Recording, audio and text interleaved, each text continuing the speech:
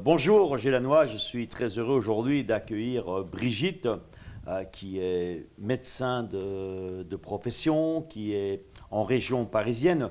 Et Brigitte, tu étais, si je me souviens bien, tu me l'as dit d'ailleurs, tu étais d'ailleurs à notre séminaire Objectif atteint en janvier dernier à Genève. Et en quoi ce séminaire a impacté ta vie? Ça fait seulement 3 mois. Alors c'est vrai que c'est récent, mais je suis venue par curiosité parce que j'avais vu quelques vidéos justement et ça m'a donné envie d'aller plus loin et de vivre ça en direct. Et effectivement, quand je regarde aujourd'hui ce que je suis et ce que j'étais il y a 3 mois, mais plein de choses ont changé dans ma vie. Par exemple. En fait, à la base, j'ai fait un état des lieux et j'ai tout balayé et j'ai tout changé. J'ai installé des rituels, j'ai changé mes fonctionnements dans mes finances, tout ce qui était banque, tout ce qui était suivi. J'ai fait des plannings, je me suis organisée, j'ai placé des objectifs, j'ai mis en place des plans, des objectifs possibles d'atteinte, parce que bon, c'est vrai qu'on a, Élevé, voilà, on a ambitieux. ambitieux, mais de portée. Alors on a toujours tendance à se dire oui, on va faire demain, enfin, etc. On apprend à avoir justement un objectif principal, un focus, et à s'y tenir et à mettre tout ce qui est en forme à côté.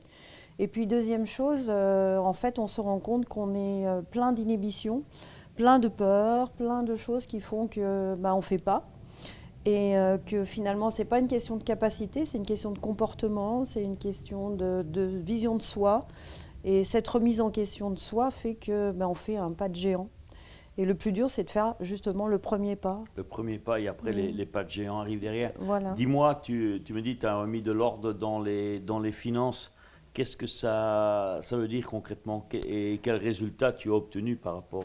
On est seulement à 3 mois depuis l'événement, mais qu'est-ce que Bah, ça a changé sur ces trois il mois? y avait une phrase de Roger qui disait on ne dépense pas ce qu'on a et on compte et on épargne. Et ben voilà, j'épargnais pas, je dépensais plus parce que j'avais toujours une mauvaise excuse pour le faire. Hmm. Et aujourd'hui, j'ai remis tout à plat, tout à zéro. Donc mes comptes sont positifs alors que j'étais toujours dans le découvert, Dans le rouge? dans le rouge. Et aujourd'hui, on est OK. Et justement, je planifie pour que ce soit ainsi. Non seulement que ça reste vert, mais qui est aussi le compte épargne qui commence Voilà, qui à prendre prend du du volume. volume. Et Excellent. Et il y a combien de temps que tu fonctionnais comme ça dans le rouge? des années. Parce qu'en fait, bon, entre-temps, c'est vrai, je me suis retrouvée toute seule à élever 3 enfants. Et ça a été un peu compliqué quand on passe de 2 salaires à un seul salaire. Je comprends. Mais donc, bon, on peut dire que c'est des mauvaises excuses, hein, parce que Ouais. ça n'explique rien. Mais bon, toujours est-il que je ne faisais pas ce qu'il fallait pour que ça s'arrête. Et là, j'ai pu le faire. Et comment tu te sens maintenant que d'abord, parce que bon, je sais que vivre dans le rouge, c'est hyper stressant. Ah, c'est très stressant, Et comment hein. tu te sens maintenant que tu es, comme on dit, dans le vert et que tu commences à avoir un plan pour toi, mettre de l'argent de côté, épargner et assurer ta L'avantage, c'est liberté financière? que depuis 10 ans, j'étais pas partie en vacances avec mes enfants. Je suis partie l'année dernière pour la première fois. Mhm. Et enfin, là, j'ai prévu pour cette année de partir une deuxième fois, alors que j'avais mis 10 ans à partir. 2 années, tu veux dire que Je tu vas vais aller deux pouvoir années partir, d'affilée? voilà, alors que pendant 10 ans, je ne suis Tu as jamais 3 enfants, partie. si j'ai bien compris. Voilà, j'ai Garçon, 3 fille? enfants. J'ai 2 grandes filles et un garçon. Et c'est quoi le plan pour cet été? Et le plan pour cet été, on ne sait pas, mais on part. Ah, Voilà, on c'est n'a pas. superbe. Et aussi à Genève, tu as pris une décision, c'est-à-dire de sauter le pas et de venir ici à Londres où on est pour l'instant. Voilà, Hier, je crois que tu as marché sur le feu, oui. comme environ 10 000 personnes. Mm. Et qu'est-ce que ça t'a apporté la marche sur le feu? Alors ça m'a travaillé toute la journée, tellement j'avais peur d'y aller. Et en fait, on se dit, les autres le font, il n'y a pas de raison que je ne le fasse pas. Et puis on se dit, si je le fais, ça apportera sûrement quelque chose.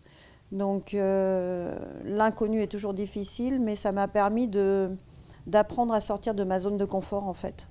Et de me dire, je vais au-delà de ce que je pense pouvoir faire. Ouais, zone de confort qui est souvent inconfortable, non? Voilà, tout à fait. Et comment tu t'es senti une fois que tu avais traversé les 5 mètres là?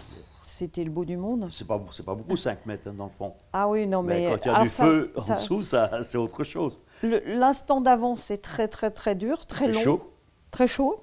qu'à de dire. Et puis on passe, et puis on est arrivé, puis on dit, on l'a fait. Putain, Et c'est fini. incroyable. C'est tout à fait ça. Et qu'est-ce que tu t'es senti au moment, émotionnellement, quand tu étais de l'autre côté? On se sent très fort, très puissant, très, très différent. Oui. Et en quoi cela maintenant, ça va bon, tu as fait objectif atteint à Genève, maintenant tu vas me faire le séminaire, tu es en train de faire avec mon ami Tony UPW. En quoi cela va changer ton futur?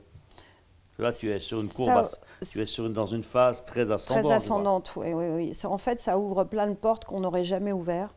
Ça nous permet de prendre d'autres chemins, de faire d'autres choix et de prendre des décisions qu'on n'osait pas prendre. Et qu'est-ce que tu as pris comme décision? La décision, c'est de retrouver une âme sœur. Oui, c'est une très bonne décision. Et de créer quelque chose qui me correspond plus que ce que je fais actuellement. Tu es dans la médecine, c'est ça? Voilà, et j'aimerais bien apporter de la valeur ajoutée aux autres. Et tu m'as parlé d'un quelque chose de très, très puissant tout à l'heure, avant qu'on démarre cette interview. Tu veux aussi apporter ta pierre à l'édifice pour aider les enfants à avoir plus de confiance en eux. Si Voilà, tout à fait. En fait, c'est ça la valeur ajoutée. J'aimerais bien. J'ai eu un problème avec mon fils. Un challenge, oui. Et donc, c'est devenu un challenge. Enfin, oui, j'ai eu un challenge avec mon fils. Et c'est devenu un nouveau challenge en me disant, j'ai rencontré plein de parents qui étaient dans le même cas que moi. Et je voudrais apporter quelque chose par rapport à ça. Je sais que tu peux le faire. On va le faire. Tu vas le faire. Ok, super. Mais je te remercie beaucoup, Brigitte. Merci. Et je te souhaite une bonne continuité dans le séminaire. Merci. Et je compte bien te voir au prochain OA. Ça sera à Paris bientôt. Avec plaisir. En plus, c'est dans ton jardin. Je ne vais pas louper ça. Ok, super. Merci. Merci. Et bonne continuation. Merci. Merci beaucoup.